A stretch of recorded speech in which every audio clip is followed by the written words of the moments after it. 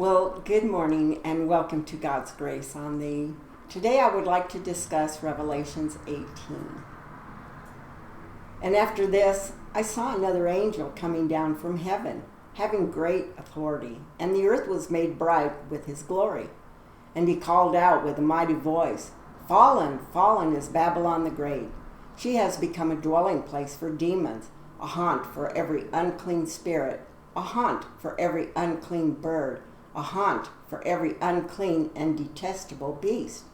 For all nations have drunk the wine of the passion of her sexual immorality, and the kings of the earth have committed immorality with her, and the merchants of the earth have grown rich from the power of her luxurious living." And then I heard another voice from heaven saying, "Come out of her, my people, lest you take part in her sins, lest you share in her plagues. And her sins are heaped high as heaven, and God has remembered her iniquities. Pay her back as she herself has paid back others, and repay her double for her deeds. And mix a double portion for her in the cup she mixed. As she glorified herself and lived in luxury, so give her a like measure of torment and mourning, since in her heart she says, 'I sit as a queen, I am no widow, and mourning I shall never see.' For this reason, her plagues will come in a single day, death and mourning and famine, and she will be burned up with fire. For mighty is the Lord God who has judged her, and the kings of the earth who committed sexual immorality and lived in luxury with her will weep and wail over her when they see the smoke of her burning, and they will stand far off in fear of her torment and say, 'Alas, alas, you great city, you mighty city of Babylon, for in a single hour your judgment has come.' And the merchants of the earth weep and mourn for her, since no one buys their cargo anymore. Cargo of gold, silver, jewels, pearls, fine linen, purple cloth, silk, scarlet cloth, all kinds of scented wood, all kinds of articles of ivory, and all kinds of spices, cinnamon, incense, myrrh, frankincense, wine, oil, fine flour, wheat, cattle, and sheep, horses and chariots and slaves, that is, human souls. The fruit for which your soul longed has gone from you, and all your delicacies and your splendors are lost to you, never to be found again. And the merchants of these wares who gained wealth from her will stand far off in fear of her torment, weeping and mourning aloud. Alas, alas, for the great city that was clothed in fine linen and purple and scarlet, adorned with gold, with jewels, and with pearls. For in a single hour all this wealth has been laid waste. And all shipmasters and seafaring men, sailors and all whose trade is on the sea, stood far off. And they cried out as they saw the smoke of her burning, 'What city was like the great city?' And they threw dust on their heads as they wept and mourned, crying out, 'Alas, alas, for the great city, where all who had ships at sea grew rich by her wealth. For in one single hour she has been laid waste. Rejoice over her, O heaven, and you saints and apostles and prophets, for God has given judgment for you against her.' And then a mighty angel took up a stone like a great millstone and threw it into the sea, saying, 'So will Babylon, the great city, be thrown down with violence and will be found no more. And the sound of harpists and musicians, flute players, trumpeters will be heard in you no more. And a craftsman of any craft will be found in you no more. And the sound of the mill will be heard in you no more. And the light of the lamp will shine in you no more. And the voice of the bridegroom and bride will be heard in you no more. For your merchants were the great ones of the earth, and all nations were deceived by your sorcery. And in her was found the blood of prophets and of saints and all who have been slain on earth.'" Well, that's a pretty powerful situation, right? So what does this all mean? Well, in chapter 17, Babylon is used as a reference to either a religious or a spiritual corruption. This religious Babylon was tolerated and manipulated by the leaders of the world for a time, but then it was destroyed. Revelation 17 tells us that in John's vision, the leaders of the world seem unfazed by the destruction of this spiritual Babylon. This fall most likely was complete by midpoint of the tribulation. And when the Antichrist and the false prophet fully engage in blasphemy and idolatry. Revelation 13 tells us. And in chapter 18, John's vision shifts to describe the fall of a slightly different Babylon. But in this context, Babylon is a political and an economic entity. And it's probably also a literal city. Perhaps not with the exact name during the end times. But it's common for a capital city to stand in as a reference to a culture or a government or even a religion. So Babylon in this particular chapter occupies a place somewhere in that range of meanings. And the fall that's described here most likely occurs near the end of the tribulation, probably as a result of the horrific bowl judgments that was described in chapter 16. An angel that proclaims the destruction of Babylon specifically makes mention her persuasive wickedness. In other scriptures, sexual immorality seems to have a double meaning here. So the Bible often uses sexual sin as a metaphor for idolatry and other forms of false religion. The city-nation of Babylon in these end times is not only a hub of commerce and power, but of sin and sensuality as well.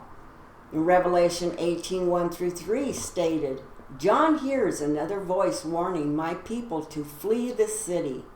Well, this parallels with the Old Testament warning that was given to Lot to evacuate Sodom in advance of God's judgment. And then in Genesis 19, verses 12-13, not only does God want his people to avoid being caught up in the sins of Babylon, he warns them that tangible judgment is coming and they need to flee. So the sins of Babylon are enormous, and her judgment from God will be in proportion to that sin. The rapid nature of the judgment is mentioned here, and then it's noted in later verses. Revelation 18, verses 4-8, in the prior chapter, religious Babylon was said to have fallen, but there was no notable mourning from the leaders of the world. However, the fall of Babylon as an economy is met with grief. And the world leaders will see probably both literally and figuratively the smoke of her destruction. And then they stay away far in hopes of avoiding that same fate. But once again, the fact that this destruction was swift is a key point of John's vision. Revelations 18, 9-10. Along with the political leaders, the economic leaders will grieve for the fall of Babylon. Now, this particular passage lists many of the most precious commodities of ancient world. The point is not to give a literal inventory of Babylon, but to symbolize her far-reaching and her enormous wealth. So at some point in the end times, Babylon will go from being outrageously wealthy and powerful to desolate, faster than anyone would have thought possible. Revelations 18:11-20 tells us John also sees an angel throwing a great millstone into the sea. Well, millstones in that era were made of tough rock such as basalt. A common millstone might be, 18 inches around and about 4 inches thick, weighing upwards to 100 pounds. But what's described here in this chapter is a great millstone. That means it's a significant size. And millstones back in the day were so large they had to be worked by livestock. So you can weigh these things in thousands of pounds. But just imaging that massive boulder being dropped into an ocean, okay? So it has to be fairly huge to cover the entire planet. So that kind of parallels the complete and the speedy destruction of Babylon. And then when she falls, her activities will end. Just like that. And that avenges the persecution and the murder of God's people. Revelation 18:21 through 24. So in chapter 17 and 18, the consequences of that tribulation seem to have happened and are parallel to the various seals, trumpets, and the bowl judgments. Chapter 19 resumes describing a timeline, including the end of the tribulation and the earthly return of Jesus Christ. So I hope that kind of helps us out. You know, there's one thing I've been thinking about all this time, and I'll probably bring it in another video because I really have been thinking about it. I want to meditate on it, and I want to consult with Father on the actual meaning of it. And that in particular is the mark of the beast. Now everybody is still thinking, well, what is the mark of the beast? Is it the 666? Is it going to be something that's going to be stamped on our forehead, or is it going to be placed into our head? Or are we going to have a chip in our hand? Are we going to just have a, let's say, a brand? You know, the cattle got brand, and they can easily do that with us as well. But will it be an actual chip? And then why are we thinking about it now when it was presented way back in biblical times? Because that same prophecy was mentioned back in the early days. So if it applied to them back in their day, what is that symbol? Because it was already available then. Is it a belief? Or is it something that's actual and physical? We don't know. But that one is one thing that's got me tripped. And like I say, until I can find some answers to that, I'm always going to question that.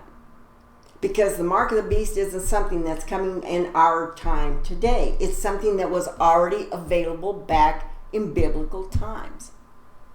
And that's what's got me thrown off. So it's got to have already been here since back then. Can you understand where I'm going with this? So that's another chapter and another time that I'll be bringing that to you. So I'm going to make this short. I see that I've got 2 videos out there that have no views as yet, so maybe I'm going too fast. So with that, I'm just going to leave it here with chapter 18. And in the meantime, I want to continue to meditate and research and try to figure out what is this mark of the beast. Because it was told back in the day. Now, if it wasn't going to apply to the people back in biblical times, why was it even mentioned? Okay, so that's what's got me. I'm going to be chasing some rabbits to find my answer. And hopefully, Father will deliver to me. And if it's not meant to be, nobody will know until who knows. But that's what I see. And that's what I'm questioning. Okay, folks, so share your smile and hug those that you love, because life is short. Do something really good for somebody that you don't even know, because we all need a hand up. And we're loving, caring people. That's who God's children are. Loving, caring. And we're far from the evils of this world. And that's a grateful thing to acknowledge. Okay, folks. Love you. See you. Bye.